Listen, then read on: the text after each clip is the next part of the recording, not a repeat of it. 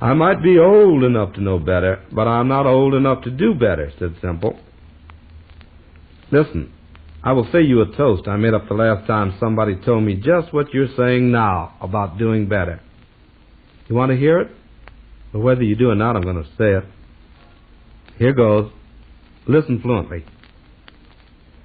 When I get to be 91 and my running days is done, then I will do better. When I get to be 92 and just can't do, I'll do better.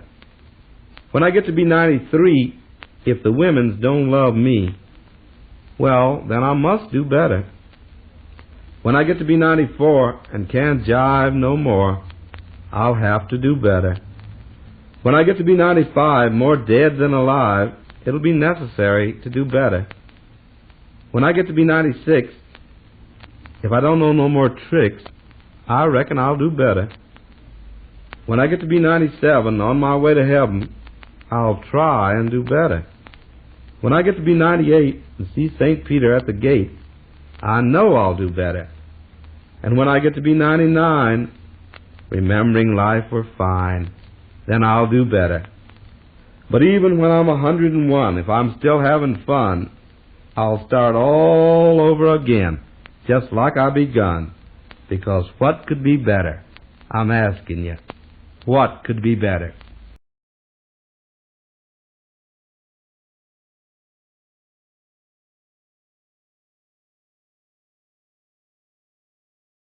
It's called gerontology, or springtime for senility. At 40, I lost my illusions. At 50, I lost my hair. At 60, my hope and teeth were gone, and my feet were beyond repair. At 80, life has clipped my claws. I'm bent and bowed and cracked. But I can't give up the ghost because my follies are all intact. We have a thought for the year by our old friend Yip Harburg. Democracy gives us a choice of which machine to vote with, or choose which brand of razor blade you'd rather cut your throat with. I've whittled my wit and whipped my rhymes for a small obit in the New York Times.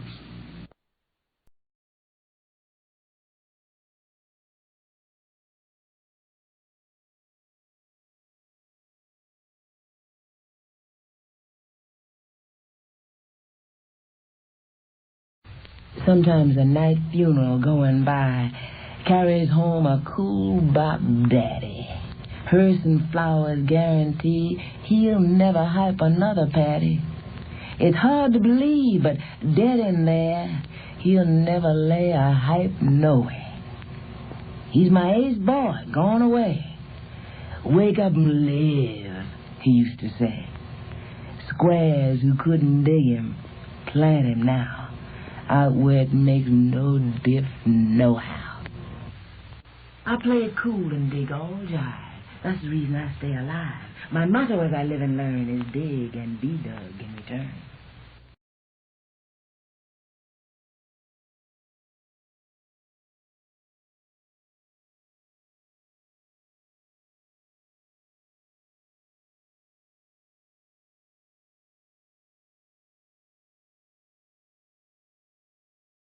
Mary Hamilton's to the kirk gane, with ribbons in her hair, and the king thocht mair Mary Hamilton than ony that was there. Mary Hamilton's to the kirk gane, with ribbons at her breast, and the king thocht mair Mary Hamilton than he listened to the priest. Mary Hamilton's to the kirk gane, with ribbons in her hand, and the king thocht mair Mary Hamilton than the queen in all her land. She hadn't been about the king's court a month, but barely in, when she was beloved by all the king's court, and the king the only man. She hadn't been about the king's court a month, but barely 3, when for the king's court Mary Hamilton durstna be. The king is to the abbey gane, to pu the abbey tree and scale the babe for Mary's heart, but the thing it wouldn't be. She's rowed it in her apron, and she's set it in the sea, saying, "Gae sink ye or swim, ye bonny babe, he's get nae mair o' me." But word is to the kitchen gane, and word is to the hall, that Mary Hamilton's brocht to bed, and the bonny babes missed in a wa, for scarce had she lain down again, and scarcely fawn asleep, when up there started your good queen, and stood at her bed's feet, saying, "Where's your babe, Mary Hamilton, for I'm sure I heard it greet." Oh no, my noble queen, think nae sic thing to be. 'Twas but a stitch into my side, and sair it troubled me. Get up, Mary Hamilton, get up and follow me, for I am gone to Edinburgh toon, a rich wedding for to see. Oh, slowly, slowly raise she up, and slowly put she on, and slowly rade she out the way, where money's a weary grown. Ride hooly, gentlemen, ride hooly noo wi' me, for never am sure a wearier bird rade in your company. The queen was clad in scarlet, her merry maids all in green, and ilka toon that they passed through took Mary for the queen. Why weep ye so, ye burgess wives? Why look ye so on me? For I am gone to Edinburgh toon, a rich wedding for to see. But little wist Mary Hamilton, when she rade on the brown, that she was gone to Edinburgh town, ought to be put down. For when she rade through the netherbow port, she laughed, loud laughters three, but lang ere she came by again, the tears blinded her ee. When she gaed up the tall booth steps, the corks for her heels did flee, but lang ere she came down again, she was condemned to die. Ah, but she was the queer old scousha anyhow, Anne Olivia Trinket-toes. And sure he was the queer old bunce too, dear dirty dumpling, who's their father of Fingals and Gaffergills. Gaffer and Gammer were all their gangsters. Hadn't he 7 dams to wive him, and every dam had her 7 crutches, and every crutch had its 7 hues, and each hue had a differing cry. Suds for me and supper for you, and the doctor's bill for George on. The first reaction of readers was predictable. Complete bafflement. Some suspected a hoax. Others wondered if the writing of Ulysses had softened Joyce's brain. Even Miss Weaver, who had applauded Joyce's experiments in Ulysses, was appalled by his latest efforts.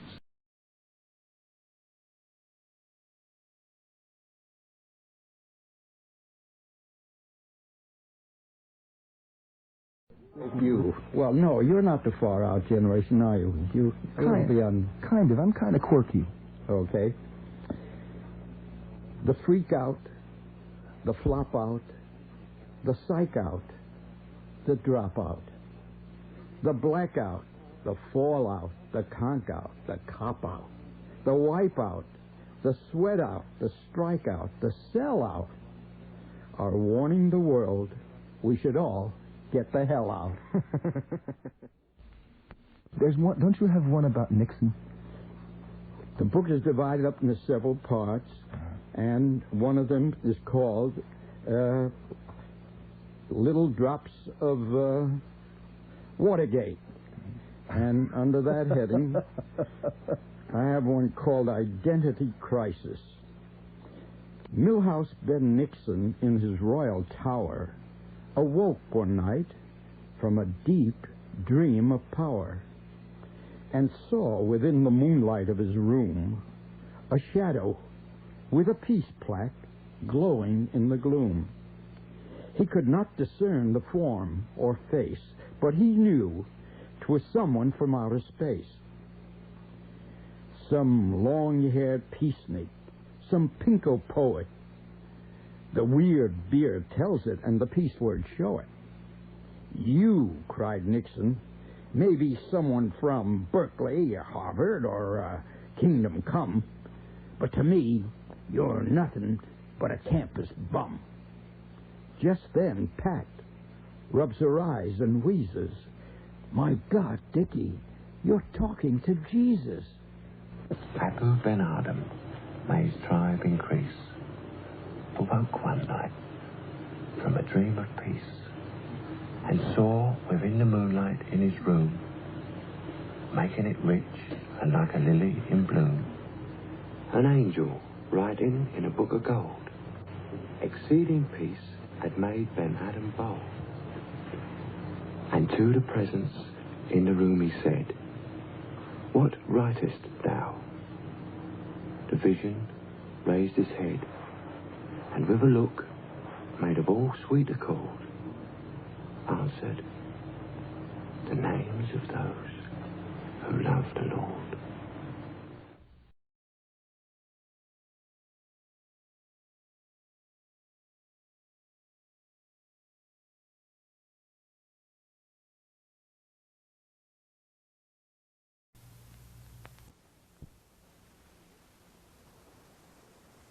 This is Langston Hughes. Many of my poems are poems about the Negro people in relation to American democracy and about the problems of American democracy in general as applied to race. The first poem is called Afro-American Fragment. So long, so far away is Africa. Not even memories alive, save those that history books create, save those that songs beat back into the blood, beat out of blood with words sad sung in strange un-Negro tongue. So long, so far away is Africa. Subdued and time lost are the drums, and yet through some vast mist of race there comes this song I do not understand. This song of atavistic land, of bitter yearnings lost without a place. So long, so far away is Africa's dark face. This is The Negro Speaks of Rivers, one of my earliest poems written in 1920, just after I came out of high school. The way this poem came to be written was that I was going to Mexico to visit my father, who lived in Mexico City, and on the train going across the Mississippi River just outside St. Louis, I looked out the window and I saw this great muddy river flowing down toward the heart of the South, and I began to think about what this river meant to the Negro people, how in a sense, our history was linked to this river. How in slavery time, my grandmother told me that to be sold down the Mississippi was one of the worst things that could happen to a Negro slave. And then I remembered that I'd read about Abraham Lincoln going down the Mississippi as a young man, and he went on a raft to New Orleans, and he saw human beings bought and sold in the slave market there, and he was so horrified by this that he never forgot it. And many years later, of course, we know that it was Lincoln who signed the Emancipation Proclamation. And so, as the train went on into the gathering dusk, because it had been about sunset when we crossed the river, I took my father's letter out of my pocket and began to write down on the back of his letter this poem, The Negro Speaks of Rivers. I've known rivers ancient as the world and older than the flow of human blood in human veins. My soul has grown deep like the rivers. I bathed in the Euphrates when dawns were young. I built my hut near the Congo, and it lulled me to sleep. I looked upon the Nile and raised the pyramids above it. I heard the singing of the Mississippi when Abe Lincoln went down to New Orleans, and I've seen its muddy bosom turn all golden in the sunset. I've known rivers, ancient, dusky rivers. My soul has grown deep like the rivers. This one is a poem almost as old as The Negro Speaks of Rivers. It was written when I was perhaps 21. It's called Negro. I'm a Negro, black as the night is black, black like the depths of my Africa. I've been a slave. Caesar told me to keep his doorsteps clean. I brushed the boots of Washington. I've been a worker. Under my hand the pyramids arose. I made mortar for the Woolworth building. I've been a singer. All the way from Africa to Georgia, I carried my sorrow songs. I made ragtime. I've been a victim. The Belgians cut off my hands in the Congo. They lynch me now in Mississippi. I am a Negro, black as the night is black, black like the depths of my Africa. American Heartbreak. I am the American heartbreak, rock on which freedom stumps its toe, the great mistake that Jamestown made long ago.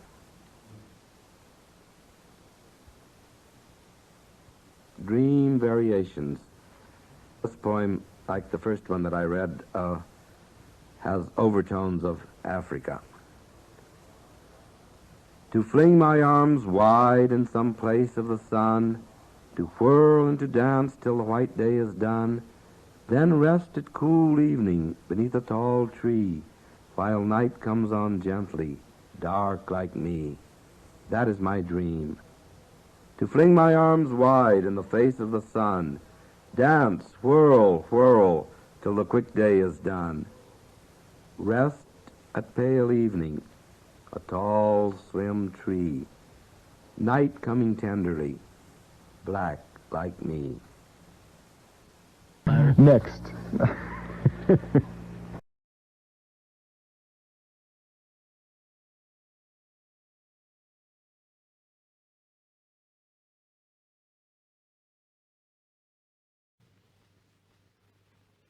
I am Ireland.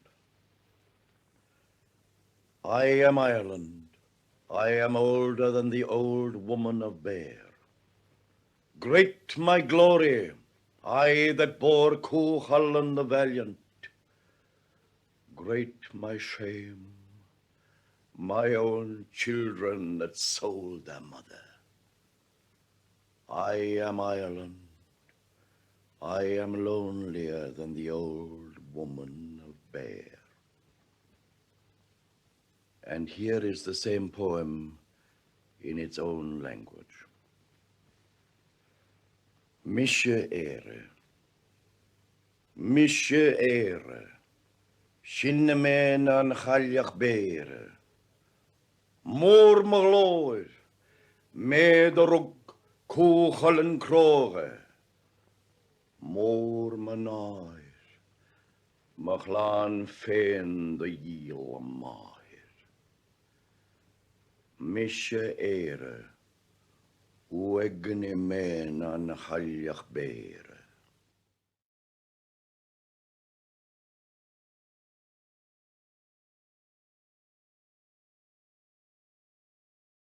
Out of a saint's cell, the night bird lords through nunneries and domes of leaves, her robin-breasted tree, 3 Marys in the rays. Sanctum sanctorum, the animal eye of the wood, in the rain telling its beads, and the gravest ghost, the owl at its knelling. Fox and holt kneel before blood. Now the tales praise, the star eyes at pasture, and night-long the fables graze on the Lord's table of the bowing grass.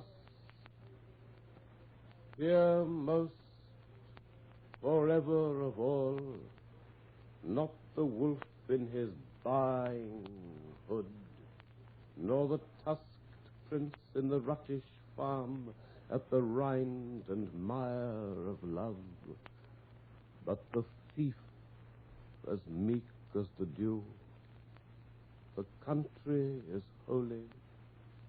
Oh, bide in that country, kind. Know the green wood, under the prayer-wheeling moon in the rosy good.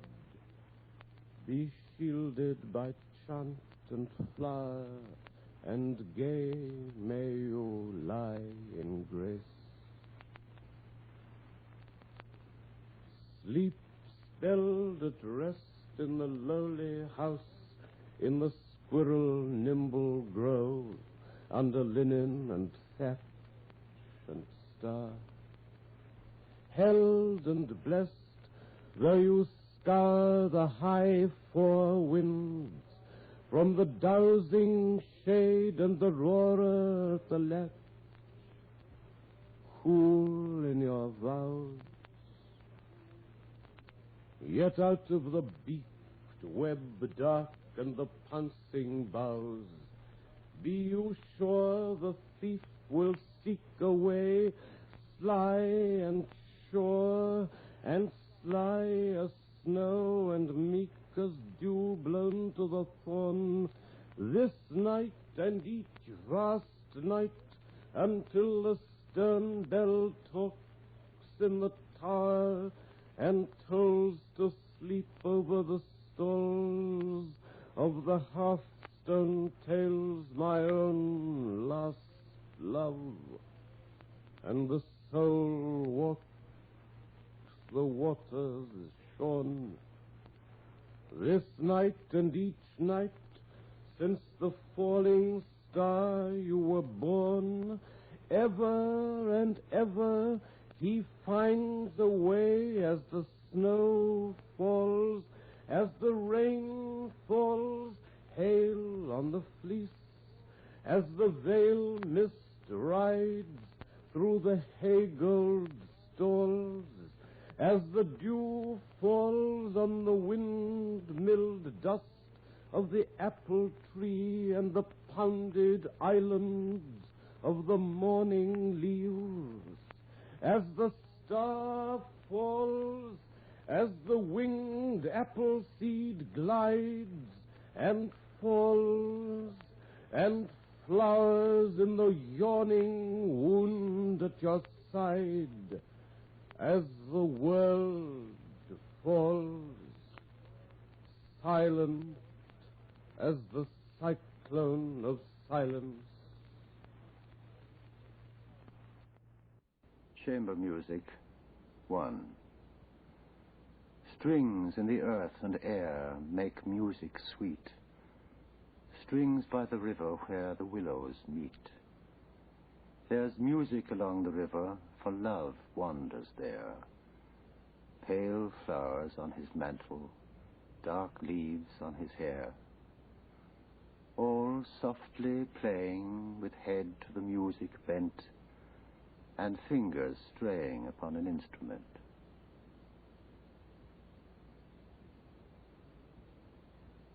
2. The twilight turns from amethyst to deep and deeper blue. The lamp fills with a pale green glow the trees of the avenue. The old piano plays an air, sedate and slow and gay. She bends upon the yellow keys, her head inclines this way. Shy thoughts and grave wide eyes and hands that wander as they list, the twilight turns to darker blue with lights of amethyst.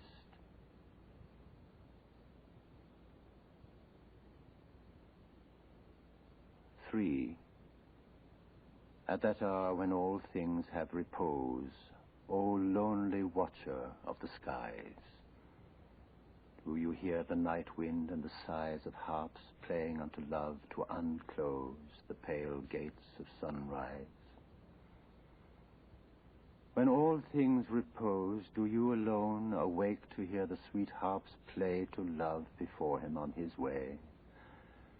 And to the night wind answering in antiphon till night is overgone.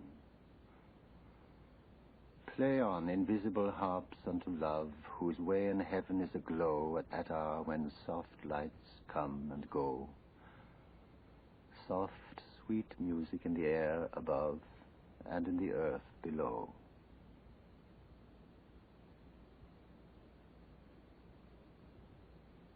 "4. When the shy star goes forth in heaven, all maidenly disconsolate, Hear you amid the drowsy even one who is singing by your gate. His song is softer than the dew, and he has come to visit you. Oh, bend no more in reverie when he at eventide is calling, nor muse, who may this singer be, whose song about my heart is falling? Know you by this the lover's chant, 'tis I that am your visitant.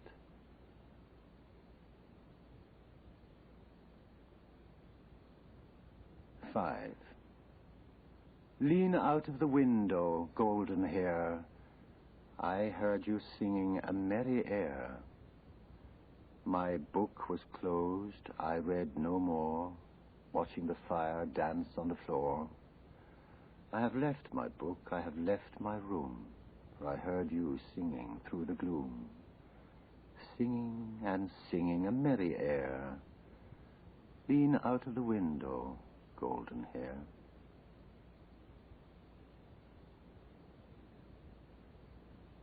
6. I would in that sweet bosom be, oh, sweet it is and fair it is, where no rude wind might visit me, because of sad austerities. I would in that sweet bosom be.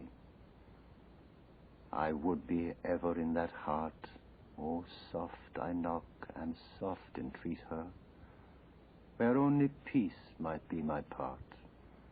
Austerities were all the sweeter, so I were ever in that heart. 7. My love is in a light attire among the apple trees, where the gay winds do most desire to run in companies. There where the gay winds stay to woo the young leaves as they pass, my love goes slowly, bending to her shadow on the grass. And where the sky's a pale blue cup over the laughing land, my love goes lightly, holding up her dress with dainty hand.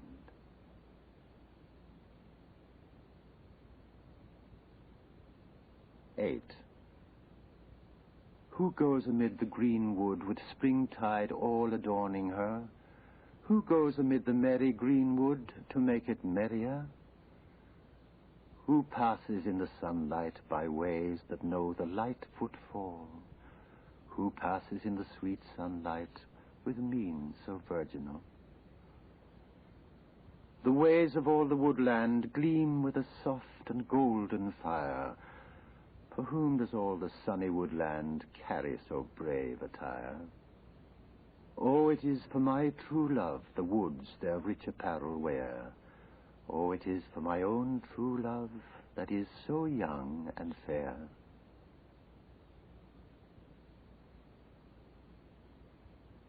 9. Winds of May that dance on the sea, dancing a ring around in glee from furrow to furrow, while overhead the foam flies up to be garlanded in silvery arches spanning the air. Saw you my true love anywhere? Well a day for the winds of May. Love is unhappy when love is away.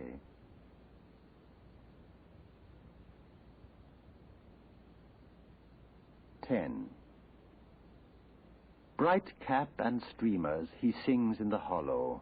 Come follow, all you that love. Leave dreams to the dreamers that will not after.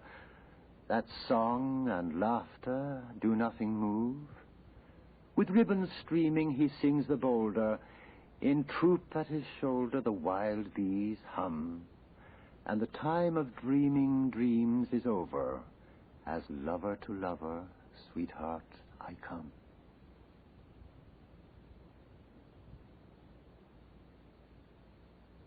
11. Bid adieu, adieu, adieu, bid adieu to girlish days. Happy love is come to woo thee and woo thy girlish ways. The zone that doth become thee fair, the snood upon thy yellow hair. When thou hast heard his name upon the bugles of the cherubim, begin thou softly to unzone thy girlish bosom unto him, and softly to undo the snood that is the sign of maidenhood.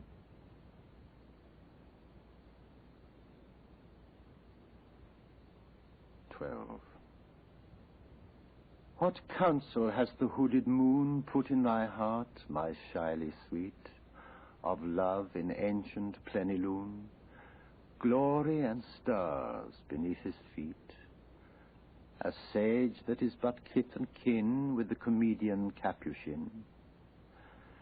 Believe me rather that am wise in disregard of the divine, a glory kindles in those eyes, trembles to starlight, mine, oh mine. No more be tears in moon or mist for thee, sweet sentimentalist.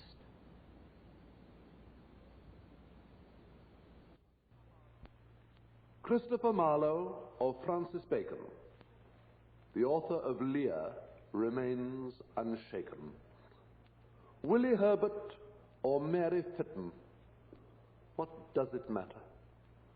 The sonnets were written.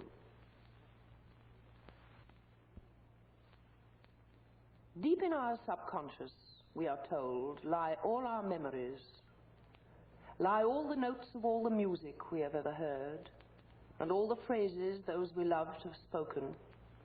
Sorrows and losses time has since consoled, family jokes, outmoded anecdotes, each sentimental souvenir and token, everything seen, experienced, each word addressed to us in infancy, before we could even know or understand the implications of our wonderland.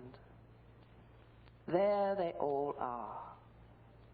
The legendary lies, the birthday treats, the sights, the sounds, the tears, forgotten debris of forgotten years, waiting to be recalled, waiting to rise before our world dissolves before our eyes, waiting for some small, intimate reminder, a word, a tune, a known familiar scent, an echo from the past when, innocent, we looked upon the present with delight and doubted not the future would be kinder, and never knew the loneliness of night.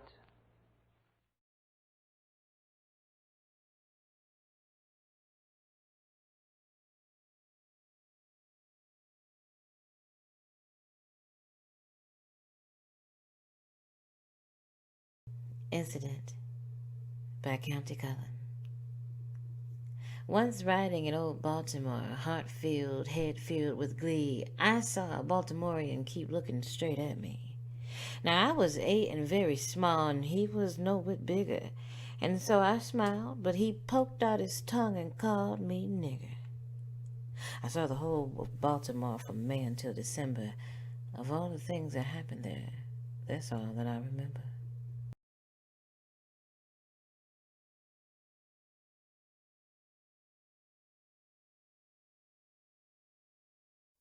I too sing America. I am the darker brother. They send me to eat in the kitchen when company comes, but I laugh and eat well and grow strong. Tomorrow I'll be at the table when company comes.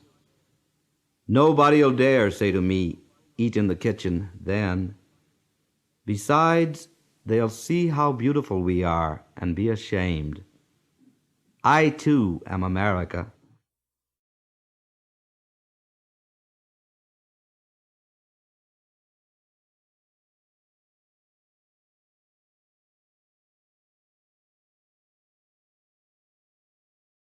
It was yesterday morning. I looked in my box for mail. The letter that I found there made me turn right pale. Just a little old letter, wasn't even 1 page long, but it made me wish I was in my grave and gone. I turned it over, not a word writ on the back. I never felt so lonesome since I was born black. Just a pencil and paper. You don't need no gun nor knife. A little old letter can take a person's life.